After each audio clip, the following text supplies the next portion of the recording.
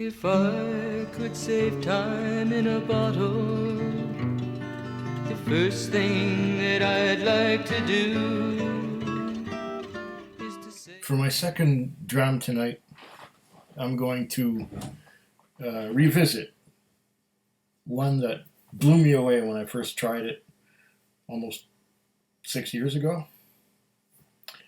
That's this Oban 14. And as a less experienced whiskey drinker, when I tried it, I was just blown away by the layers of complexity and the really great flavors that were happening there. And I thought it was the best thing I'd ever tasted. Now, I've tasted a lot of great whiskeys in the last 6 years. And I find myself, I opened a fresh bottle of Oban 14 to finally do it justice and make a video about it, because I didn't really make a full video about it ever before. It took me that long to get back to it. Well, a good 5 years. And here it is.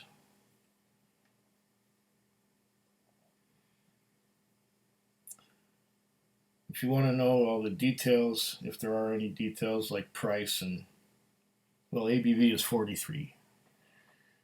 And price, well, you'd have to refer to my earlier video on this one. And legs. A lot of little ones. And they come down relatively quickly, but they're thin ones, and they just cover the glass.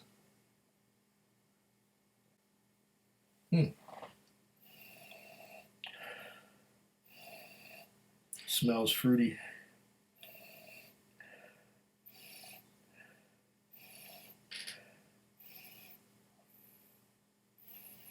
Fruity and malty at the same time. There's something that reminds me a little bit of the smell of marijuana. Not burnt marijuana, but fresh marijuana. Not exactly, but it reminds me of it. Now, there's a little bit of a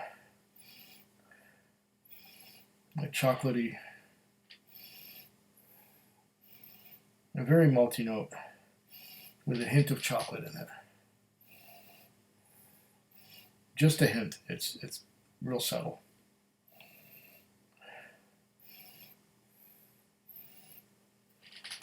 Naturally, this bottle is more than halfway down, so it's done some oxidizing, and it has had an opportunity to get better.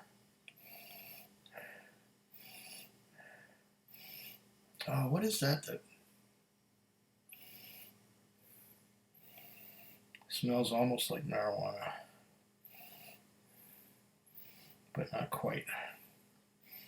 It's a spice.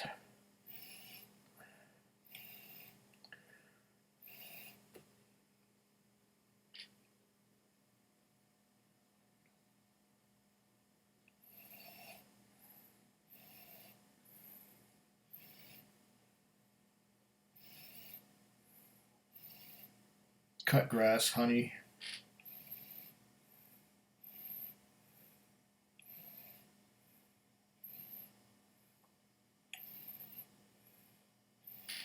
Getting a little bit of maybe a touch of a maritime note.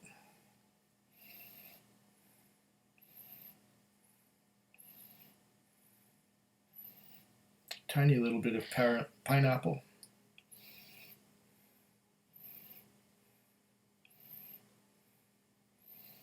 Very complex nose, and it changes almost every time I take a sniff. There's that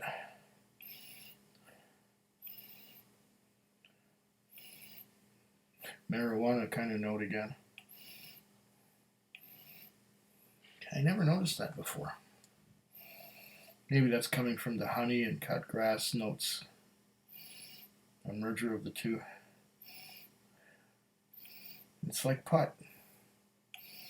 Interesting.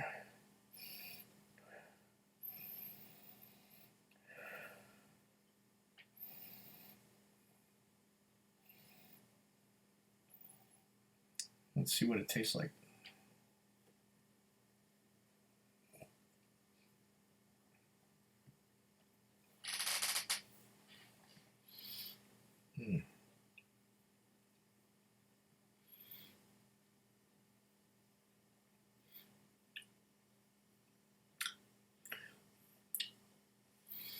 It has a very rich mouthfeel for something bottled at 43%. I'm getting fruits and spices. Spices are things like a little bit of white pepper. Now I'm getting a real big maritime note on the. It's salty. It's maritime on the palate. The finish is dry and it doesn't seem to last that long. It seems to be here and boom, gone. Yeah, give it a second sip.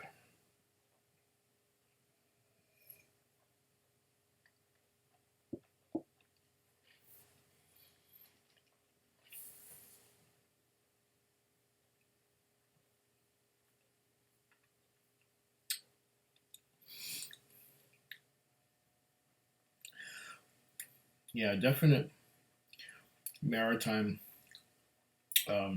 saltiness and white pepper on the tongue. Fruity. The fruitiness is dominated by this spicy, salty white pepper.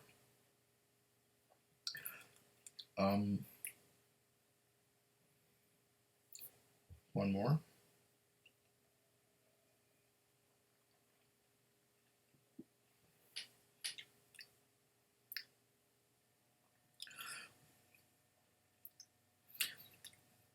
Yeah, white pepper and salt. Some pineapple. There it is. Pineapple on the palate. Spicy. Everything's dominated by the spiciness of the white pepper at the moment. If I was to add some water to it, I wonder what that would do.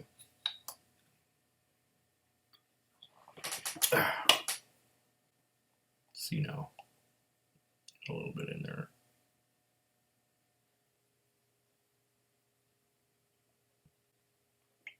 That was a drop. That was 2 more drops. Okay. 3 drops just to break the bonds. Just to break the bonds that are holding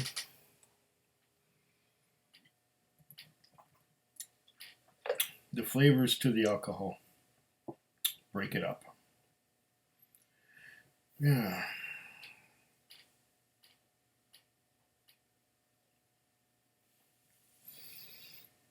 Yeah, it's not as complex as I remember it back when. And it may be opening up a little. I had a problem with Little Bay, which is the non-age statement Oban. It was so closed up when I first opened it. And I think it was 6 months later that it was half a bottle down, and I thought I'd try it, and it just blew me away. It blew my socks off, and I didn't add any water to it or anything. It just had opened up naturally, oxidizing in the bottle. And maybe now that I'm more experienced, maybe Oban requires more opening up. I don't know. Oban 14, that is. Okay, right away.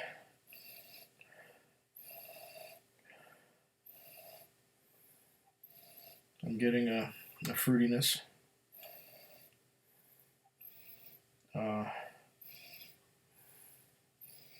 There's some vanilla.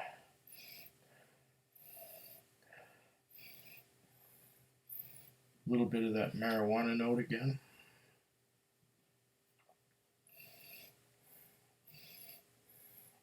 See, I can say that because I'm in Canada and it's legal here.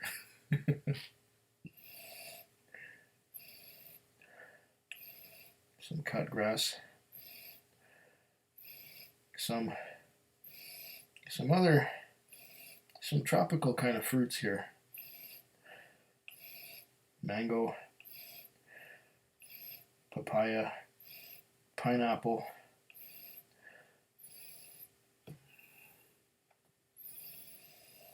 It's quite nice. It's not as much tropical fruit as, say, a Rampur Select.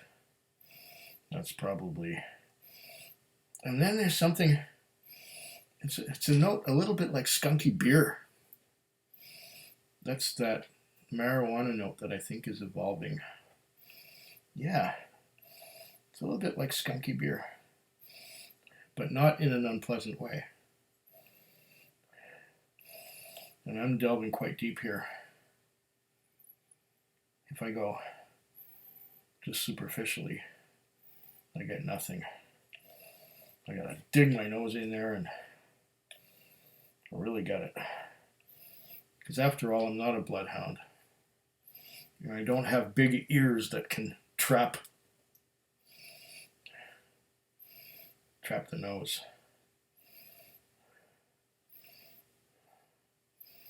Yeah.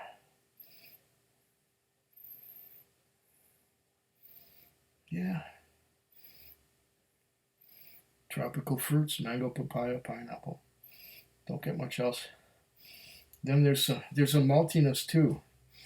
And that's what I meant by the levels of, or the layers of flavor. There's just changes a little bit every time I take a sniff. Cleanse the palate. Now, with a bit of water, let's taste.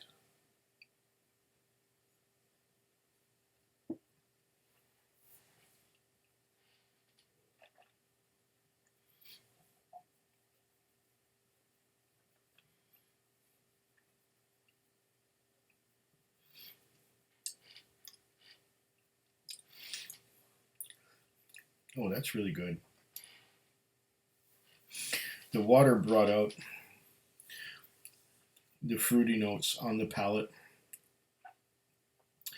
as well as it did on the nose.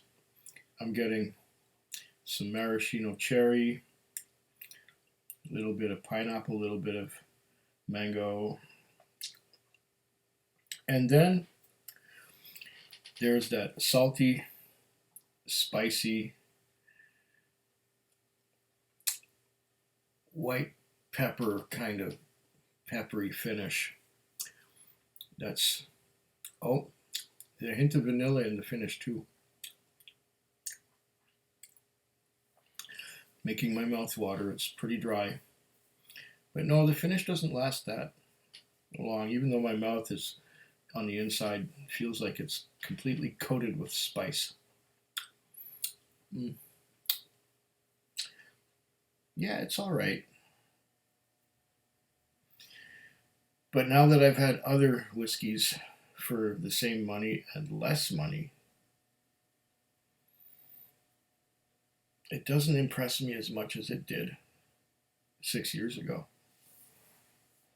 It's good whiskey, don't get me wrong. It has a beautiful nose.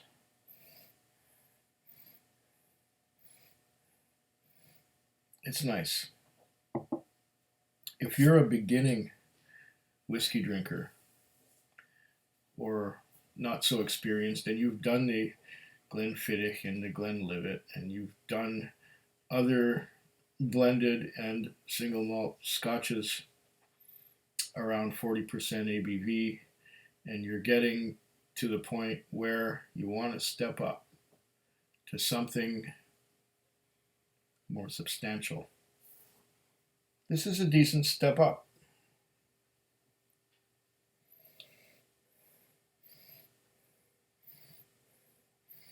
But I also have some Oban Distillery exclusive, which is a lot stronger. It's like 59% alcohol by volume. And it has so much more to offer. This is good, don't get me wrong. But I'm one of those who likes bigger flavors, and I guess I've been sort of weaned off these lower ABV whiskeys.